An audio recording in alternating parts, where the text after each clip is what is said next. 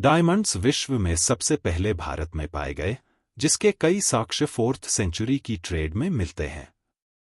माना जाता है कि भारत से डायमंड्स की खरीद फरोख्त सिल्क रूट के माध्यम से बाकी के देशों में होती थी, लेकिन अब तक कोई ऐसे हीरे का टुकड़ा नहीं मिला था जिसे देखकर लोग बस देखते ही रह जाएं। वक्त बीतने के साथ हीरा बेशकीमती स्टोन के तौर पर अपनी जगह बना चुका था। 13 सेंचुरी में, जहां पूरी दुनिया में एक भी हीरे की खान नहीं थी, तभी भारत में एक ऐसे हीरे की खोज हुई जिसकी चमक के आगे बड़े बड़े राजाओं की आंखें चौंधिया गई थीं। यह हीरा बेहद ही अनोखा था। तब कहाँ किसी को पता था कि यह हीरा आने वाले दिनों में इतना यूनिक और बेशकीमती होगा कि जो भी इसे देखेगा बस देखता ही रह जाएगा। जैसे जैसे इसकी पॉपुलैरिटी बढ़ती गई, वैसे ही उस समय के राजाओं में इसे हासिल करने की होड़ बढ़ गई। आज की कहानी है कोहिनूर की, भारत की कोख से निकला वो हीरा जो आज ब्रिटेन की धरोहर बना हुआ है। ऐसा नहीं है कि कभी भारत की शान में 4 चांद लगाने वाला कोहिनूर रातों रात ब्रिटेन चला गया या फिर उन्होंने इसे किसी युद्ध में छीन लिया। कोहिनूर की कहानी बहुत लंबी है। भारत में एक रजवाड़े से होते हुए दूसरे रजवाड़े की सैर करते हुए फाइनली यह हीरा ब्रिटिश क्राउन को सो कॉल्ड गिफ्ट के तौर पर दे दिया गया था। यहाँ एक और बड़ी मजेदार बात यह है कि मुगल सल्तनत के ताजो तख्त से होते हुए क्वीन विक्टोरिया के सर का ताज बनने तक के सफर में इस हीरे को कभी खरीदा या बेचा नहीं गया। शायद इसी वजह से आज तक यह हीरा बेशकीमती माना जाता रहा है। पर कोहिनूर की एक अपनी कहानी रही है। इसकी चमक में कई लोगों का खून लगा हुआ है और इसकी चाहत के कई किस्सों से दुनिया आज तक बेखबर है। तो चलिए आपको ले चलते हैं कोहिनूर की चमकीली कहानियों में और आपको बताते हैं इसके वो किस्से जो इसकी चमक के पीछे गुम हो गए हैं। Indian government has said it would make all possible efforts to get back the priceless Kohinoor diamond that is part of the Queen Mother's crown. Malik Kafur ने उस मंदिर को डिस्ट्रॉय करके वहां से ले आए। This incredible jewel is not just one part of our history, but an eye-catching diamond that was taken by the British. Kohinoor के ओरिजिन के बारे में कई तरह की कहानियां प्रचलित हैं। ऐसी कहानी अनुसार इस हीरे को करीब 5000 साल पहले जामवंत जी ने भगवान श्री कृष्ण को दिया था। महाभारत काल में इस हीरे को स्यमंतक मणि के नाम से जाना जाता था। लेकिन इसके बारे में कहानी यही खत्म नहीं होती। जहां कोहिनूर को महाभारत काल का बताया जाता है, तो वहीं यह भी कहा जाता है कि इस हीरे को 3200 साल पहले एक नदी में पाया गया था। खैर, सच्चाई जो भी हो, लेकिन आज तक इस हीरे की ओरिजिन के बारे में एक्यूरेट और वैलिड इंफॉर्मेशन जुटाई नहीं जा सकी है। कोहिनूर अपने खोजे जाने के वक्त दुनिया का सबसे बड़ा डायमंड था और उसका कुल वजन 793 कैरेट्स के आसपास था। बाद में इस हीरे को कई बार तराशा गया है, जिसकी वजह से इसका वजन घटकर 105.6 कैरेट के आसपास रह गया है। हालांकि कई बार तराशे जाने के बावजूद कोहिनूर अब भी दुनिया के सबसे बड़े तराशे हुए हीरों में से एक बना हुआ है। कई दावों के हिसाब से कोहिनूर की कहानी 13th सेंचुरी में शुरू होती है, जब आज के आंध्र प्रदेश में काकतीय डायनेस्टी का राज था। उन्हीं दिनों वहां के गोलकोंडा में कोई एक ही खदान थी जिनकी खुदाई की जा रही थी। यहीं के कोलूर माइंस में कोहिनूर की खोज हुई। कोहिनूर के खोजे जाने के वक्त भारत में राजा महाराजाओं का दौर हुआ करता था, इसलिए जब भी कोई बेशकीमती चीज खोजी जाती, उसे राजा के पास पहुंचा दिया जाता था। इसी तरह कोहिनूर के मिलते ही उसे काकतीय डायनेस्टी के राजा के पास पहुंचा दिया गया। राजा इसकी सुंदरता और चमक से बेहद प्रभावित हुए और इस हीरे को उन्होंने अपनी कुलदेवी भद्रकाली की बाई आंख में लगवा दिया। जल्दी ही इसकी चर्चा पूरे भारत में हो लगी और इसकी खबर दिल्ली सल्तनत के राजा अलाउद्दीन खिलजी के पास भी पहुंची। उन दिनों खिलजी अपने एम्पायर के एक्सपेंशन के बड़े सपने देख रहा था और भारत के दक्षिणी हिस्से में भी अपने राज्य का विस्तार करना चाहता था। कुछ महीनों बाद मलिक काफूर की कमांड में खिलजी की सेना ने काकतीय डायनेस्टी पर हमला कर कोहिनूर को लूट लिया, जिसके बाद कोहिनूर अलाउद्दीन खिलजी के पास आ गया और दिल्ली सल्तनत का हिस्सा बन गया। आगे चलकर खिलजियों को हराकर तुगलकों ने दिल्ली सल्तनत पर अपना कब्जा जमा लिया। तब तक कोहिनूर इतना पॉपुलर हो गया था कि जब भी कोई राजा दूसरे को हराता, वह हारने वाले राजा से कोहिनूर ले लेता। इसी तरह कोहिनूर भी खिलजियों से होकर तुगलकों के पास चला गया। तुगलकों के पास पहुंचने के बाद कोहिनूर फिरोज शाह तुगलक के पास आ पहुंचा। आगे चलकर तुगलकों से होते हुए कोहिनूर मालवा के राजा होशंग शाह के हाथों में आ गया। मालवा का राजा बनने के बाद होशंग शाह अपने पड़ोसी राज्य ग्वालियर को जीतना चाहता था। उस समय ग्वालियर पर तोमर राजा डोंगेंद्र सिंह शासन कर रहे थे। होशंग शाह ने मौका पाते ही ग्वालियर पर अटैक कर दिया, लेकिन वो डोंगेंद्र सिंह से बुरी तरह हार गया। अपनी जान बचाने के लिए होशंग शाह ने कोहिनूर समेत अपनी सारी संपत्ति डोंगेंद्र सिंह को सौंप दी। इस घटना का जिक्र बाबरनामा में भी मिलता है, जो इस हीरे का फर्स्ट डॉक्यूमेंटेशन भी है। डोंगेंद्र सिंह से होते हुए यह हीरा अंतिम तोमर शासक राजा विक्रमादित्य के पास पहुंच गया। उस समय तक दिल्ली सल्तनत की सत्ता इब्राहिम लोधी के हाथों में आ गई थी। इब्राहिम लोधी ने भी कोहिनूर के बड़े चर्चे सुन रखे थे, इसलिए उसने अपने साम्राज्य का विस्तार करने और इस हीरे को पाने के लिए ग्वालियर पर अटैक कर दिया। इस युद्ध में राजा विक्रमादित्य की हार हुई। हार के बाद राजा विक्रमादित्य को कोहिनूर समेत अपनी सारी संपत्ति इब्राहिम लोधी के आगरा किले में रखनी पड़ी। लेकिन इब्राहिम लोधी की जीत की यह खुशी ज्यादा दिनों तक टिक नहीं पाई और केवल 1 साल बाद ही उसे अपनी सत्ता और कोहिनूर दोनों को बाबर के हाथों गंवाना पड़ा। दरअसल उस दौरान बाबर दिल्ली पर राज करने के सपने संजोए 1519 से ही भारत पर कई बार आक्रमण कर चुका था, लेकिन उसे हर बार यहां से हारकर लौटना पड़ता था। 1526 में बाबर ने एक बार फिर से भारत पर आक्रमण किया। इस बार उसकी लड़ाई इब्राहिम लोधी के साथ पानीपत में हुई। कई दिनों तक चले इस घमासान युद्ध में इब्राहिम लोधी मारे गए। इस तरह कोहिनूर बाबर के कब्जे में आ गया। बाबर ने कोहिनूर से प्रभावित होकर अपनी ऑटोबायोग्राफी बाबरनामा में इसकी खूब चर्चा की। उसने कोहिनूर की तारीफ करते हुए लिखा कि यह हीरा इतना बेशकीमती है कि इसकी कीमत से पूरी दुनिया को एक दिन का खाना खिलाया जा सकता है। हालांकि बाबर ने बाबरनामा में इस हीरे का नाम कहीं भी कोहिनूर मेंशन नहीं किया था, जिससे यह साफ होता है कि इस हीरे का नाम उस समय तक कोहिनूर नहीं था। बाबर के बाद हुमायूं मुगल डायनेस्टी का अगला राजा बना और सत्ता के साथ कोहिनूर भी उसके पास आ गया। सत्ता मिलने के कुछ साल बाद ही हुमायूं का एम्पायर बिखरने लगा। उसके छोटे भाइयों ने ही उसके खिलाफ विद्रोह कर दिया, जिस कारण उसे अपना एम्पायर अपने भाइयों के बीच बांटना पड़ा। अपने भाइयों से निपटने के बाद उसने अपने एम्पायर को यूनाइट करना स्टार्ट ही किया था कि उस पर अफगान शासक शेरशाह सूरी ने अटैक कर दिया। 2 सालों में दोनों के बीच चौसा और कन्नौज में 2 बैटल लड़ी गईं। दोनों ही बार हुमायूं को मुंह की खानी पड़ी और उसे अपना सब कुछ छोड़कर ईरान भागकर राजा तहमास के यहाँ शरण लेनी पड़ी। तहमास ने कई सालों तक उसे अपने संरक्षण में रखा।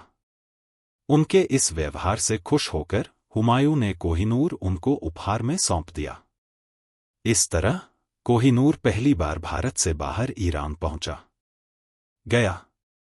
ईरान के राजा तहमास के पास कोहिनूर लगभग 3 सालों तक रहा। इसके बाद कोहिनूर एक बार फिर से भारत लौट आया, जहां अब तक कई राजाओं ने कोहिनूर को हथियाने के लिए हजारों लाशें बिछा दी थी। तो वहीं राजा तहमास की इसमें कोई खास दिलचस्पी नहीं थी, इसलिए उन्होंने इसे अहमदनगर के राजा और अपने गहरे दोस्त निजाम शाह को गिफ्ट कर दिया, जो कोहिनूर के दीवाने थे। भारत आने के बाद कोहिनूर कुछ सालों तक निजाम शाह के पास रहा और फिर उनसे होते हुए गोलकुंडा के राजा कुतुब शाह के पास पहुंच गया। साल 1656 में यह हीरा किसी तरह कुतुब शाह के प्रधानमंत्री मीर जुमला के हाथ लग गया, जिसका इस्तेमाल उसने शाहजहां के करीब जाने के लिए किया। शाहजहां को आकर्षक चीजों का बहुत शौक था।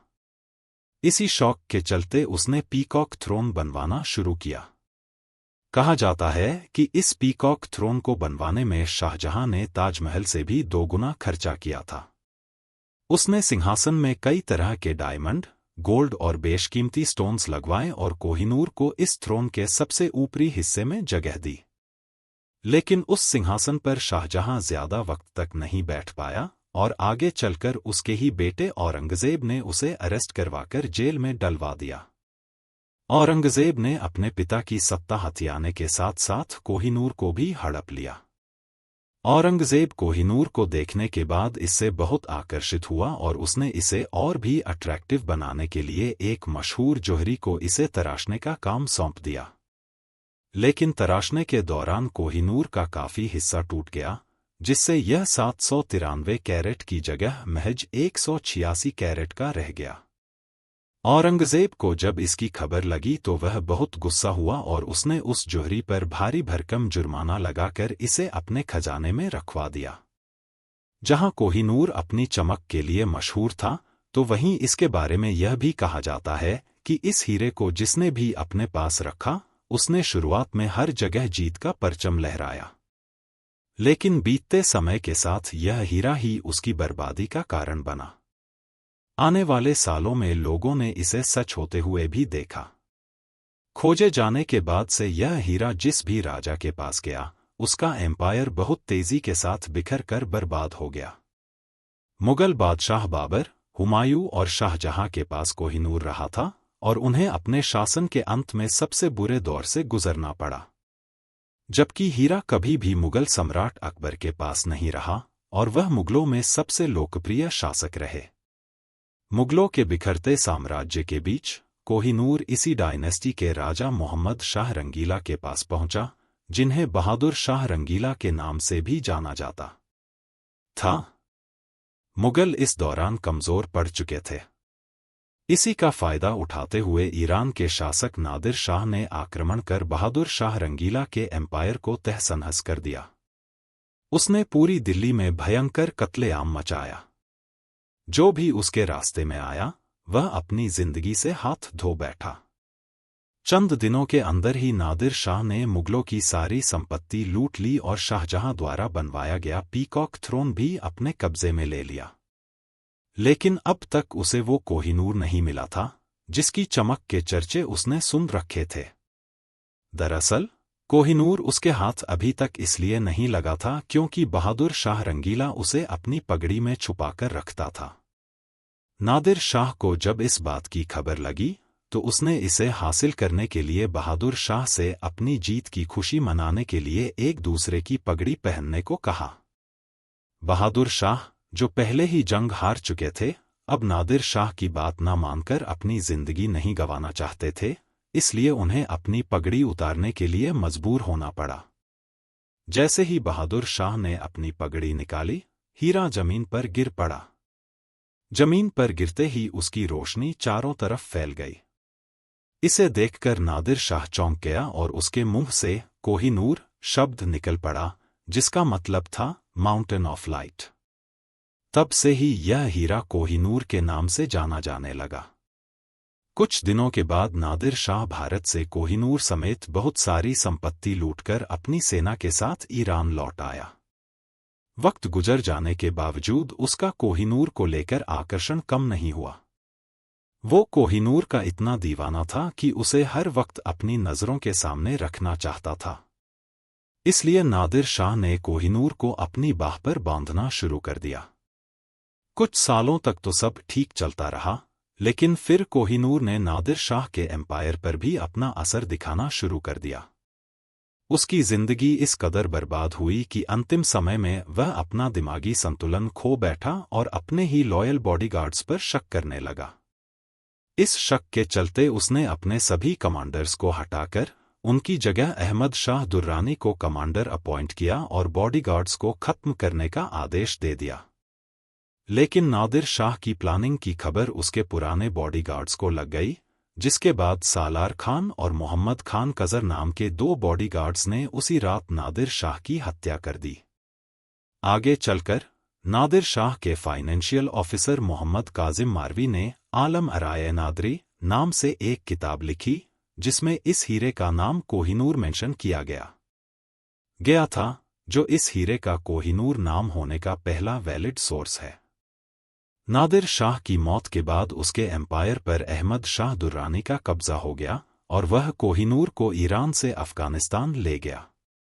इस तरह कोहिनूर भारत से ईरान और फिर अफगानिस्तान पहुंच गया।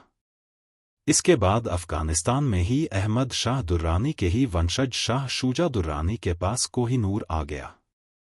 बदलते वक्त के साथ राज सिंहासन बदल जाते, कोहिनूर पर मालिकाना हक रखने वाले राजा बदल जाते, लेकिन एक चीज जो नहीं बदलती थी वो थी कोहिनूर की चमक और उसको लेकर लोगों का आकर्षण।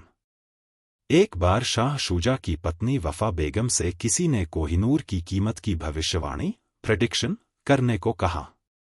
बेगम ने इसका जवाब देते हुए कहा कि अगर 4 ताकतवर पहलवानों से चारों दिशाओं में एक एक पत्थर फेंकवाकर आकाश की ओर उछाल दिया जाए, इसके बाद उन पत्थरों ने जितना डिस्टेंस तय किया, उस डिस्टेंस को अगर गोल्ड से भर दिया जाए तो भी उस पूरे सोने की कीमत कोहिनूर जितनी नहीं हो सकती। बेगम की इस बात से कल्पना की जा सकती है कि आखिर कोहिनूर क्यों इतना प्राइसलेस और पॉपुलर था। सत्ता और कोहिनूर को पाने के बाद शुरू में शाह शुजा दुर्रानी के शासनकाल में सब ठीक चल रहा था। उसने आसपास के कई क्षेत्रों को जीतकर अपनी शक्ति बढ़ा ली थी, लेकिन एकाएक उसके परिवार में फूट पड़ गई और उसके भाइयों ने ही उसके खिलाफ विद्रोह करके उसे गद्दी से उतार फेंका। शाह शुजा दुर्रानी को अपनी पत्नी के साथ अफगानिस्तान से भागकर लाहौर आना पड़ा, जहां राजा रणजीत सिंह ने उन्हें शरण दी।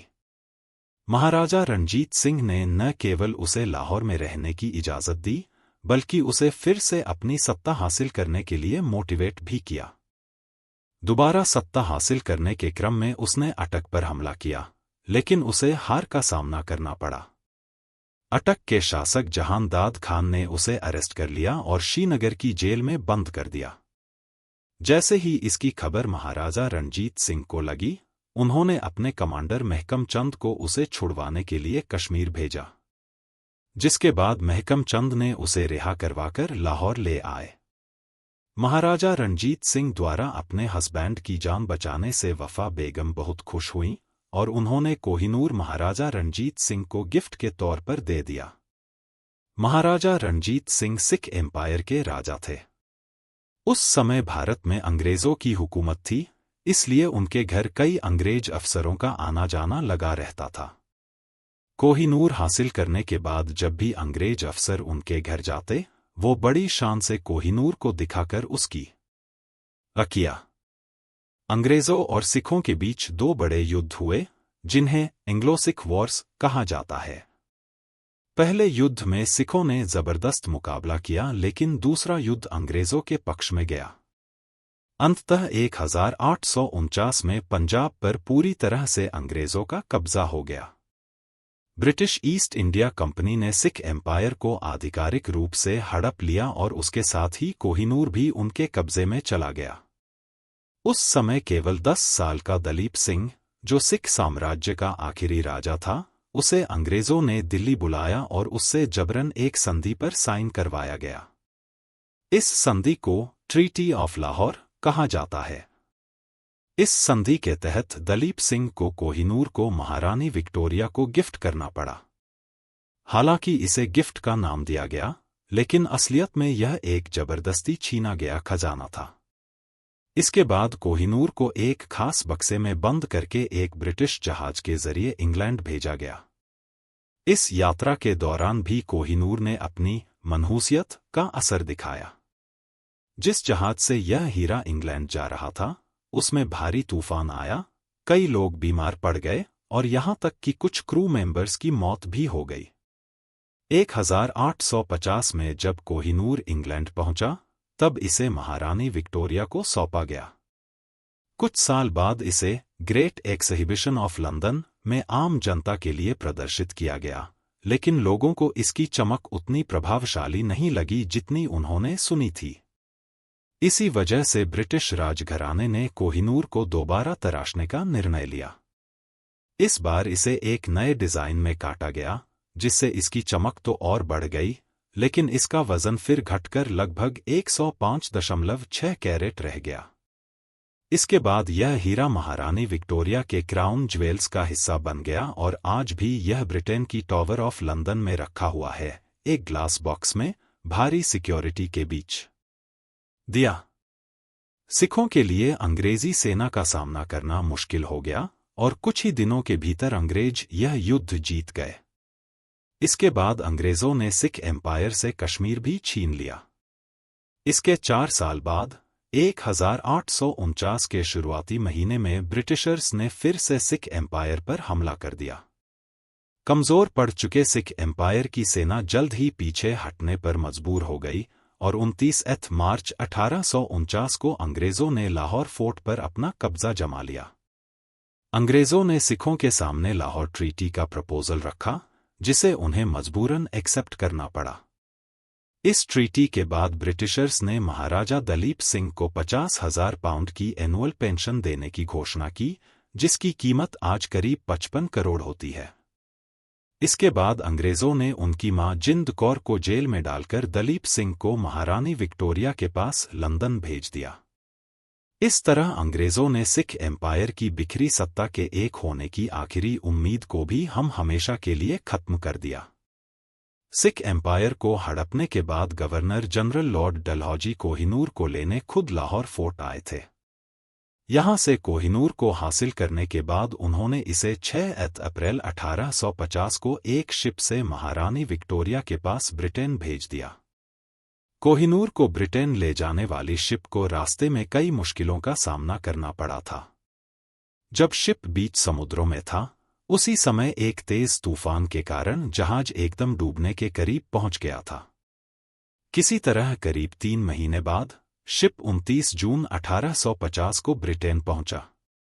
इसे इतना सीक्रेट ब्रिटेन भेजा गया था कि शिप पर सवार एक भी इंसान को इस पर कोहिनूर के होने की खबर तक नहीं थी। इसके बाद कोहिनूर को महारानी विक्टोरिया के पास पहुंचा दिया गया। बाद में जब इसकी खबर पब्लिक को लगी, तो लोग इसे देखने के लिए उत्साहित होने लगे। लोगों की भारी डिमांड के बाद इसे 3 साल बाद पब्लिक को दिखाने के लिए लंदन के क्रिस्टल पैलेस में रखा गया। इसे देखने के लिए लंदन में भारी भीड़ उमड़ पड़ी। कहाँ तो यहां तक गया कि लंदन में इससे पहले इतनी भीड़ कभी नहीं देखी गई थी। लेकिन जब वहां की जनता ने कोहिनूर को देखा, तो उन्हें यह बिल्कुल भी पसंद नहीं आया। जैसे ही लोगों के रिएक्शन की खबर महारानी विक्टोरिया के पास पहुंची, तो उन्हें काफी बुरा लगा।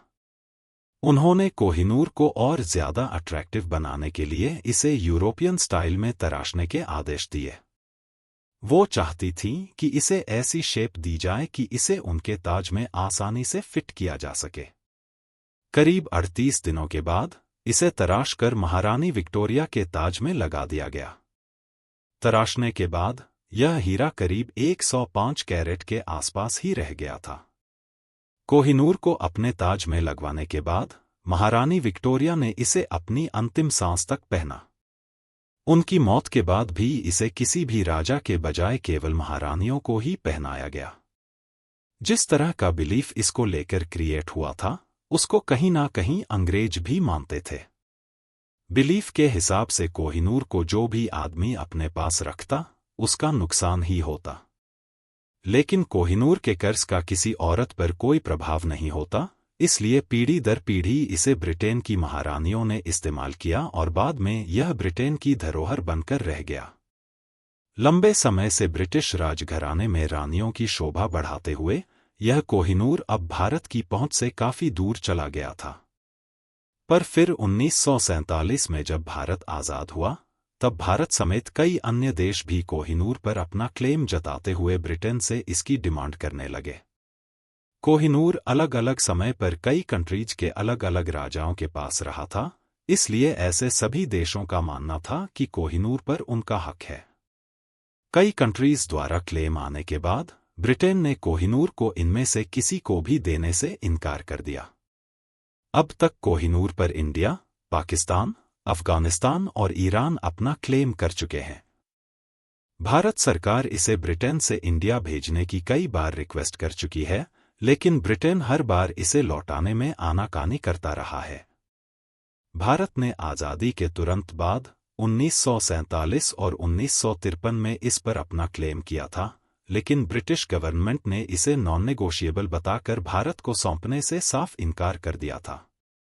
लेकिन फिर भी इंडियन गवर्नमेंट ने इसे पाने की आस नहीं छोड़ी और साल 2000 में भारत के कई एमपीज ने एक साइन डॉक्यूमेंट ब्रिटेन को भेजकर कोहिनूर को वापस भारत को लौटाने की मांग की। लेकिन हर बार की तरह इस बार भी भारत को निराशा ही हाथ लगी। ब्रिटेन ने यह कहते हुए भारत की इस मांग को ठुकरा दिया कि कोहिनूर अलग अलग समय में अलग अलग देशों का हिस्सा रहा है, लेकिन अब यह करीब 150 सालों से ब्रिटिश हेरिटेज का हिस्सा है, इसलिए इसे भारत को नहीं लौटाया जा सकता है। इस घटना के 15 साल बाद 2015 में शशि थरूर को एक स्पीच के लिए ऑक्सफोर्ड यूनिवर्सिटी बुलाया गया। उस बीच में उन्होंने 200 सालों में भारत से लूटी गई संपत्तियों के लिए ब्रिटिशर्स को खूब क्रिटिसाइज किया था। इस दौरान उन्होंने कोहिनूर और अन्य भारतीय धरोहरों का भी जिक्र किया, जो अब ब्रिटेन के पास हैं।